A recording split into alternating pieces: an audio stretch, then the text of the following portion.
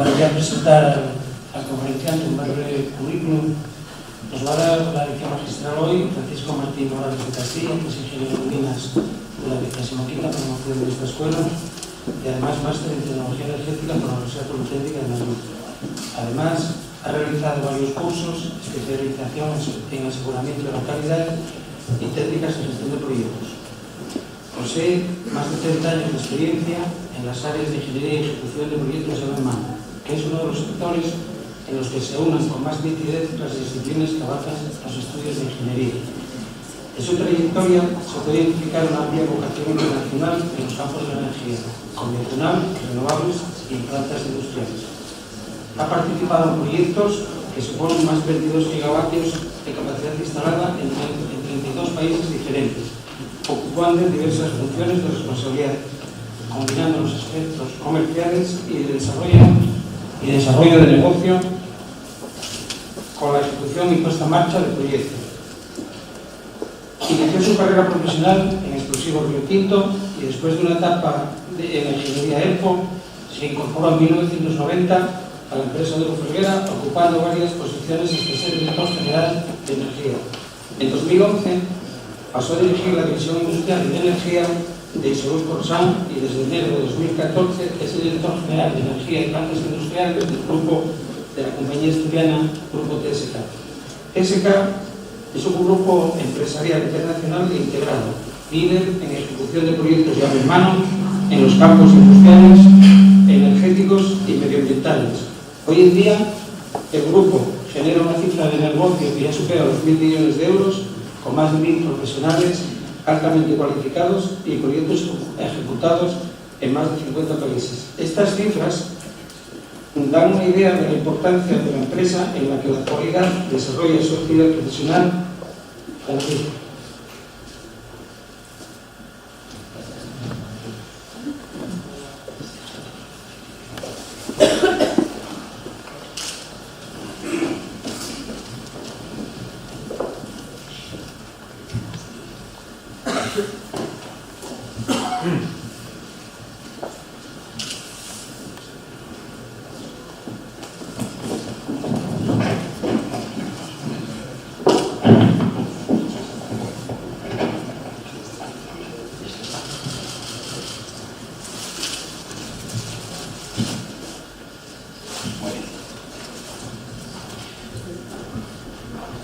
Bueno, muchas gracias, Paco, por la presentación.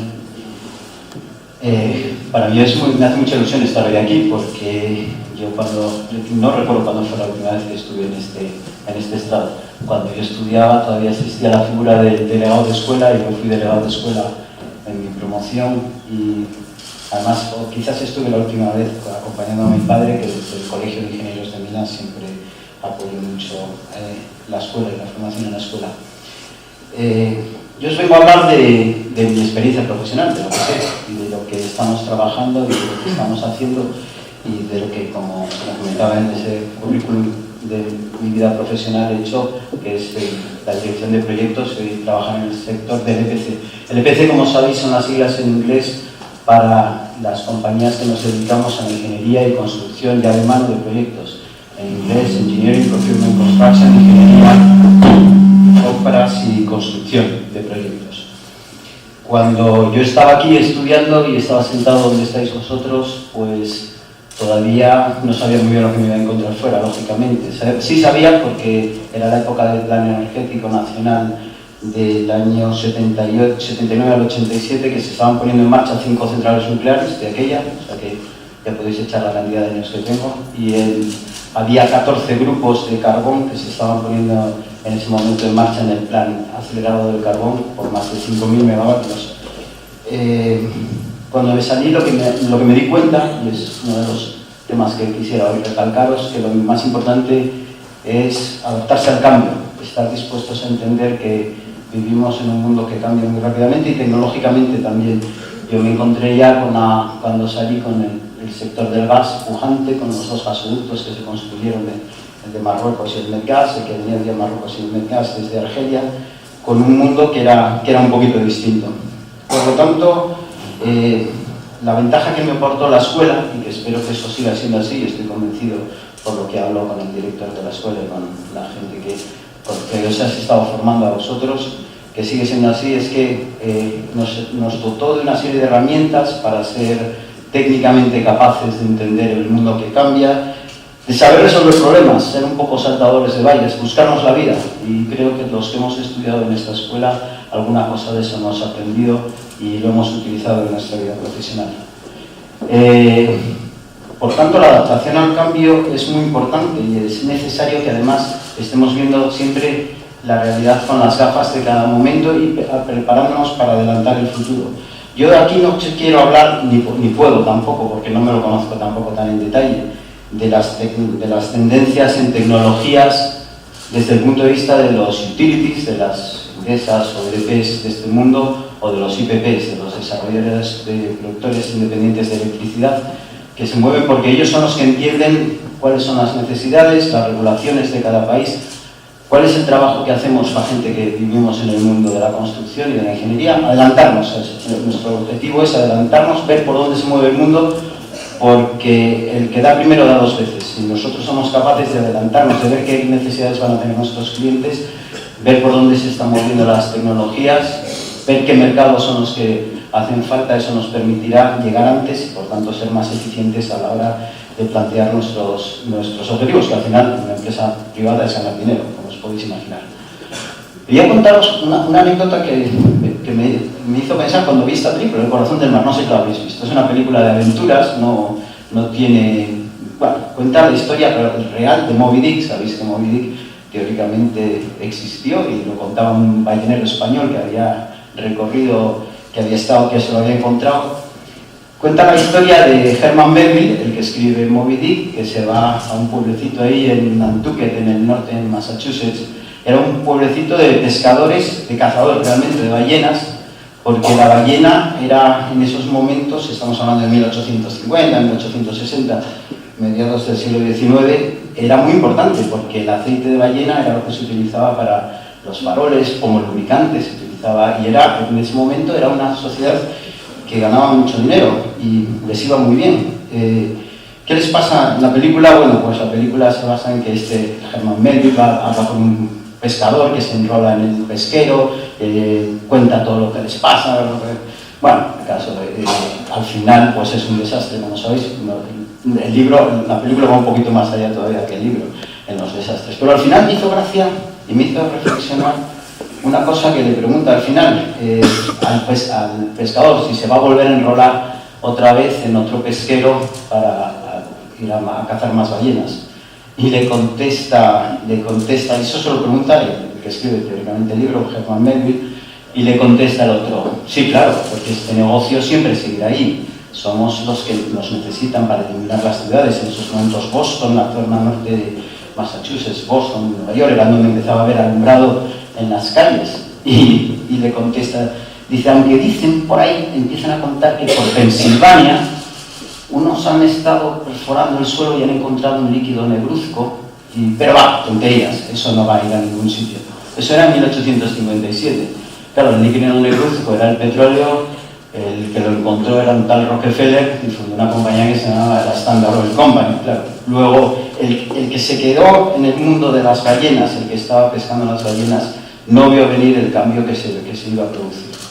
¿Y qué os vais a encontrar vosotros cuando salgáis de aquí? Pues un poco era el objetivo mío de contaros hoy qué es lo que pensamos que puede pasar, ¿no? Y por tanto es tan importante adelantarse y ver cuál es el mercado en el que nos vamos a mover. Y eso lo quería hacer desde dos puntos de vista. Desde el punto de vista de los mercados, por dónde van los mercados y por dónde van las tecnologías, por lo menos como lo estamos viendo nosotros, los que vivimos en el mundo de los proyectos EPC. El proyecto EPC, bueno, realmente, ¿qué es un proyecto? Un proyecto, ya lo sabéis, un proyecto puede ser una película de cine, puede ser todo en la vida es un proyecto, es algo que tiene un principio y un final. Bueno, hay cosas que no siempre son así, pero casi todo lo que hacemos es un proyecto, tiene un principio, tiene un final, e intentamos, los que nos dedicamos a este negocio, intentamos ganar dinero haciéndolo, está claro. Para eso lo que tenemos que es definir unas plantas, como veis, pues los criterios en el tema de la energía, pues unas plantas que faciliten la construcción, la operación y el mantenimiento. Cuanto más efectivo sea, cuanto más bajemos el coste de la planta, mejoremos la facilidad de la instalación, su operatividad, la mantenibilidad, más posibilidades tenemos de tener éxito en la ejecución de esos proyectos. Esos son los objetivos de los proyectos EPC. No todos los mercados son lo mismo, no todos los mercados demandan las mismas cosas. Aquí. En función de dónde estemos, de qué área geográfica estemos hablando, los requisitos no son siempre los mismos. Por grado de complejidad, bueno, casi nadie ya se va al puro CAPEX, a la pura inversión, a estudiar la pura inversión de la planta. Se mira casi siempre el dólar kilovatio, dólar kilovatio, porque utilizamos el dólar como moneda. Eso es lo que vemos en mercados, sobre todo de África e India. Eso es, todavía se sigue valorando ese criterio. A medida que aumenta la complejidad en países con mayor grado de desarrollo, donde las condiciones ambientales son variables, donde necesitamos adaptarnos a movimientos de carga de necesidades variables en la red, pues aumenta la complejidad, vamos desde optimización de la inversión, de la tasa interna de retorno, del valor presente dentro de la inversión, hasta centrales con un modelado de red con la previsión de todos los cambios que tengamos que hacer. Esto es básicamente los criterios que seguimos para intentar entender qué es lo que necesitan nuestros clientes. Nosotros en España somos realmente el país con mayor número de empresas en el sector del EPC. Aproximadamente los 250 EPCistas más importantes del mundo, su facturación anual está en torno a los 500 billones de dólares y España somos el 25% de todo eso. Somos, quitando el resto, en Europa, en España todavía hay grandes compañías, sobre todo en Francia, pero trabajan mucho más sus mercados, mercados interno. Realmente nosotros somos el sector del EPC, aunque muchas veces no lo vemos tan claramente reflejado en la sociedad, de la ingeniería y la construcción representa casi el 10% del Producto Interior Bruto de España. Y en Asturias particularmente más. En Asturias es definitivamente un motor seguro de crecimiento de Asturias, porque si tenéis en cuenta, no mi compañía, lógicamente la que hablo, que es TSK, pero Logiguera, Imasa, Sturfeito, Daniel Alonso, si buscamos todo lo que es el sector del EPC en Asturias, realmente es una parte muy importante de nuestra economía. De hecho, nosotros, esta sí que me permito reflejar lo que es TSK, por lo menos la empresa en la que yo trabajo, lo que intentamos hacer es, por tanto, tener un mercado muy diversificado geográficamente.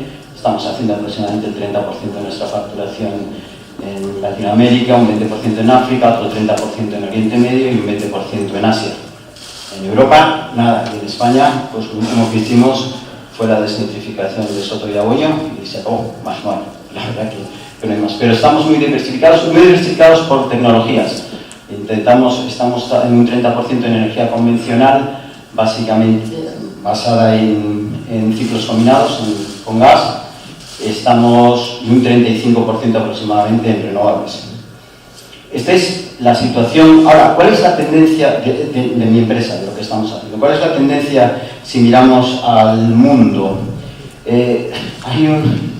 Yo tuve la oportunidad hace unos cuantos años, 2 o 3 años, de escuchar una charla interesantísima de un tipo que murió ahora hace muy poco, un sueco, un comunicólogo, un creador de ideas, que se llama Hans Rosling. Si lo tenéis la oportunidad de verle en internet, la verdad que merece mucho la pena. Hace unas presentaciones fantásticas y a mí me gusta además porque es un tipo muy optimista. Él habla de que el mundo ha mejorado desde los 200 últimos años y lo dice con hechos, con datos, o sea, no con opiniones. Dice, pues, si nos fijamos en bla, bla, y hace una serie de comparaciones. Y él hacía una división que coincide con la que hace el Banco Mundial con la renta disponible en función de las distintas zonas del mundo. Si consideramos 3-4 categorías aproximadamente que podrían ser de la gente que no tiene nada, que vive todavía con el fuego en sus aldeas, cosa que pasa en algunos sitios de África, sobre todo en la África subsahariana, algunas zonas de Asia, que son los que pueden estar por debajo de $2 día de renta disponible. Una siguiente categoría, los que están hasta $40 día, estos ya son los que tienen conexión eléctrica, os sorprendería ver todos los que conectan sus smartphones ahí en zonas en la República Democrática del Congo, en zonas que ves que lo tienen, pero todavía viven con una renta pequeña, debajo de los $40 día. Hay una siguiente etapa, digamos que clasificaba el Banco Mundial hasta los $80 día, que son los que tienen las lavadoras, los electrodomésticos, los que ya pueden utilizar otros servicios, pueden dedicarse a más temas más culturales porque tienen ya cubiertas esas necesidades, y luego estamos pues la gente que está en el primer mundo por encima de los $80 diarios de renta disponible. Pues haciendo esa clasificación, la previsión que todo el mundo está manejando ahora mismo es que de una población que somos en el 2010 éramos, no sé ahora mismo estaremos, de 7 billones de personas, 7.000 millones de habitantes, aproximadamente 2 billones de habitantes vivían esta renta por debajo de los $2 día. Unos 3 billones por debajo de los 40, 1 billón más por debajo de los 80, y los que estábamos en la Europa Occidental, Norteamérica, Japón, Australia, aproximadamente 1 billón de personas por encima de $80 día. Si esto lo traducimos a cuánta es la energía que está consumiendo cada uno de esos sectores en unidades de energía convencional, es decir, petróleo, gas, carbón, 12 unidades de energía se utiliza más o menos para intentar comparar con el volumen de personas que hablamos. Esto corresponde al consumo mundial en el 2010, que eran aproximadamente unos 20.000 teravatios hora. 20.000 teravatios hora. Pues, ¿cuál es la previsión? Pues, como veis, una unidad, 3, 2, 6, o sea, 1 billón de personas, 1.000 millones de personas, consumíamos la mitad, casi 10.000 teravatios hora de energía. ¿Cuál es la previsión para el 2050? Depende. Si escucháis, hay gente que dice que nos iremos a los 10.000 millones de habitantes. Yo he leído más, habla más de los 9 billones de habitantes, 9.000 millones de habitantes. ¿Por qué? Porque la esperanza de vida se aumenta, la renta aumenta también, pero sobre todo el número de hijos por mujer disminuye al disminuir la mortalidad infantil en países subdesarrollados. Si afortunadamente eso ocurre, y significará más gente trabajando, significará cada vez más mujeres en el mercado laboral, con lo cual sí se puede pensar que nos iremos a los 9 billones de personas. ¿Y qué pasará eso con la energía? Pues estos que consumían, estos que están, desaparecerá este rango de aquí, pasarán a haber unos 4.000 millones de personas por debajo de una renta de los $40 día, o sea, los que tienen acceso a electricidad, que pueden conectar su móvil, y consumirán, igual que antes, una unidad de energía de las que estamos hablando por persona, es decir, unos 4 unidades de energía. Pero las sociedades más desarrolladas, las de por debajo de $80 y las que estamos por encima de $80, manteniendo la misma proporción, iremos, estos que antes utilizaban el doble, utilizarán 6 unidades de energía, 3 convencionales y 3 renovables. Vamos hacia ahí. Y el primer mundo, el billón, se convertirá en 2 billones porque el mundo se está desplazando hacia otras zonas que no son Europa, que no es Estados Unidos, sino que es básicamente el sudeste asiático, donde hay unos pocos en muchos países que apuntarán por rentas disponibles por encima de los $80 diarios. Iremos al doble. Si antes uno utilizábamos 6, 2 utilizarán 12. 2 convencionales, energía convencional, 6 renovables, nos faltan 4 que tienen que venir de ahorro energético, que es por donde va la tendencia. Es decir, lo que quiero deciros es que en el 2050, con un consumo esperado en el entorno a los 30.000 teravatios hora, estaremos pensando en que la mitad vendrá de generación convencional, llamemos convencional carbón, petróleo, gas, y la otra mitad de renovables. Esto, en resumen, la economía de los países en desarrollo, esta es una proyección al 2025, multiplicará por 2 la demanda con respecto a la que teníamos en el 2010, significando un 60% de la economía mundial. ¿Qué quiere decir esto por tecnologías? Eso que os acabo de exponer por tecnologías, y lo que estamos viendo nosotros para prepararnos. Insisto que me interesa más que nada deciros lo que pensamos nosotros que va a ocurrir para prepararnos para el futuro. Si lo que está, más bien esa es una proyección a los próximos 5 años, si el total es el 100% de la energía, más o menos los 20.000 teravatios hora que se están consumiendo de energía en el mundo ahora mismo.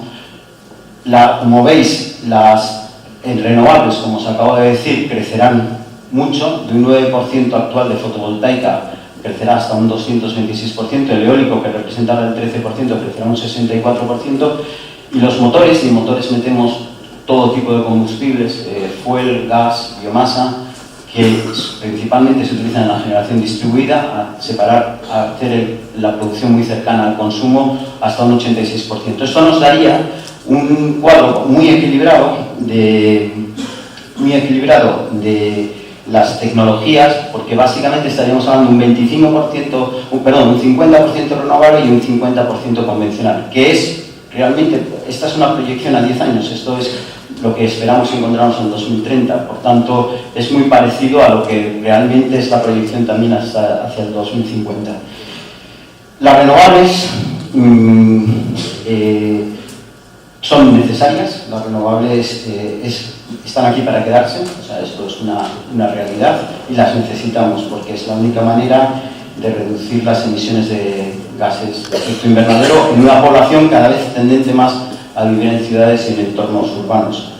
Pero no nos podemos olvidar de las otras dos cuestiones que necesita la planificación energética, que es sí sostenibilidad, pero con los otros dos objetivos cumplidos. La competitividad tiene que ser barata y tiene que ser adecuada para que favorezcan el desarrollo de las sociedades, y tenemos que tener seguridad en el suministro. Y como sabéis, el gran problema que tienen las renovables todavía es el almacenamiento. Y sin almacenamiento, pues por la noche seguimos enchufando nuestras televisiones y nuestros iPads y seguimos necesitando, y los días que no hay viento también, no preguntamos ese día si hay viento o no para poder funcionar. Pero como veis, las tendencias al final son básicamente las que reflejo ahí. Puesto que el crecimiento se va a dar en países emergentes, tenemos que tener en cuenta, por un lado, la generación distribuida, que es la tendencia que va a seguir, por tanto, motores, placas solares en los edificios, crecimiento de las energías renovables, 50% del total de la generación será renovable, pero también, sin olvidarnos, el incremento de la disponibilidad de gas. El fracking en Estados Unidos ha puesto el gas en unos precios muy interesantes, y al final del gas, los ciclos combinados, como sabéis, son rápidos de instalar, son muy fiables y nos permiten funcionar como carga base de las energías renovables. Por tanto, como os decía, la clave de las renovables está en garantizarnos de alguna manera su almacenamiento. Habéis escuchado, está por todos sitios, el desarrollo de las baterías y en litio, eso se está trabajando. Y hoy nosotros en TSK tenemos una gran experiencia en tanto en CSP, que son las centrales termosolares en base a cilindro parabólico, como en las fotovoltaicas.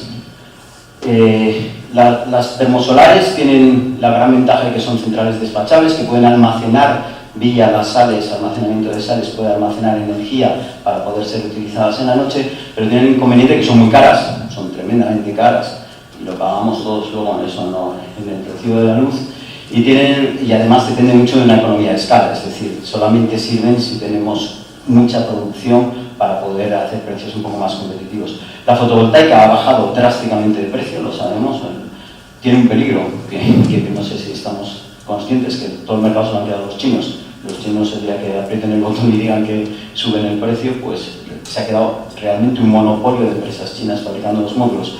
Pero cuando yo empecé a trabajar en temas fotovoltaicos, el módulo, una placa, estaba aproximadamente a unos $6 el vatio pico, y ahora se están comprando a 0,4 o 0, casi hasta por debajo ya de $0,4 el vatio pico. O sea que, y tienen esa, pero son muy baratas, tienen el inconveniente de que no puedes almacenar energía.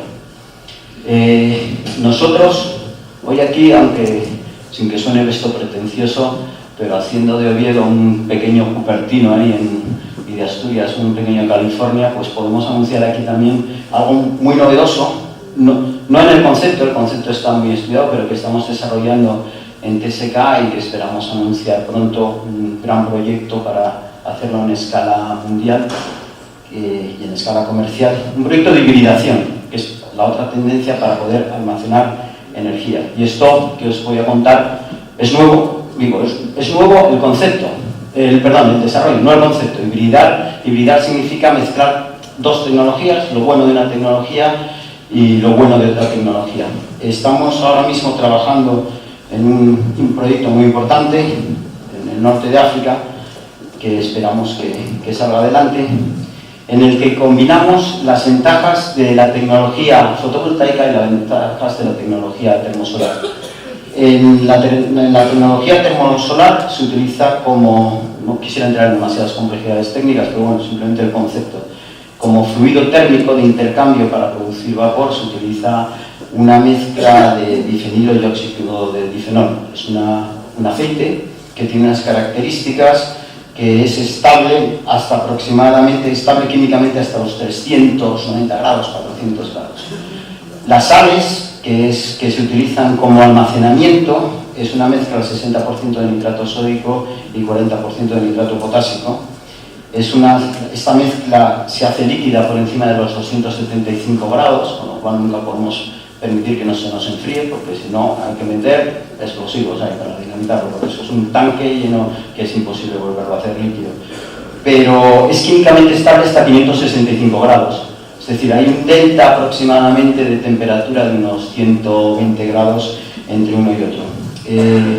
Si fuésemos capaces de combinar la ventaja que tiene, que es lo que hacen normalmente las centrales de torre termosolares, utilizar la sal como fluido térmico, pero la torre sigue teniendo muchos inconvenientes que no se han resuelto y que hace que sea muy difícil escalarlos a grandes tamaños, pues entonces podríamos almacenar energía. Y esto es básicamente lo que vamos a hacer en este proyecto, en el que la generación fotovoltaica, lo entendía, que coincide porque son básicamente la misma tecnología, seguidores a un eje, utilizar la generación fotovoltaica para producir energía, y otra parte, utilizarla en un equipo que es muy conocido, lleva 100 años en el mercado, no tiene ninguna novedad, que son calentadores eléctricos, una junction box, una caja de conexión eléctrica, donde por un lado entra la sal fría y por otro lado sale sal caliente y se calienta con la energía, el exceso de energía producida por las placas fotovoltaicas.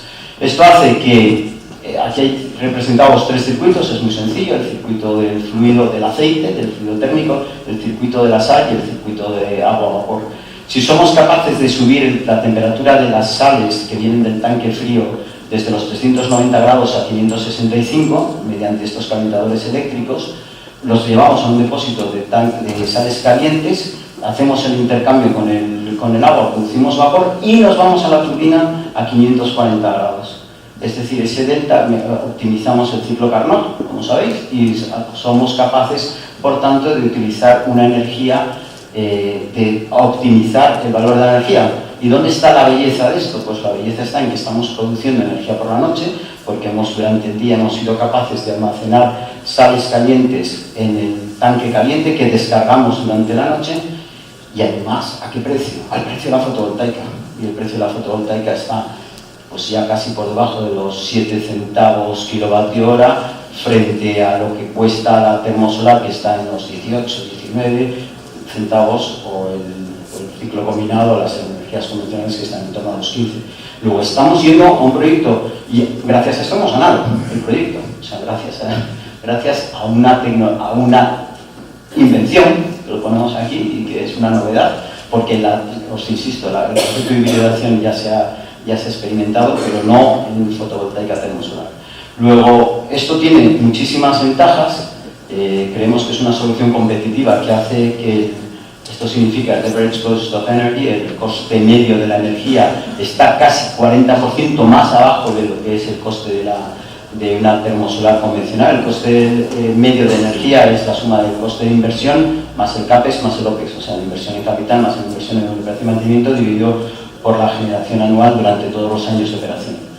Luego, quería comentaros con esto que si estamos preparados y vamos por delante, si utilizamos las ventajas que nos da nuestra formación y analizar y entender qué está pasando en el mercado, esto nos permite adelantarnos.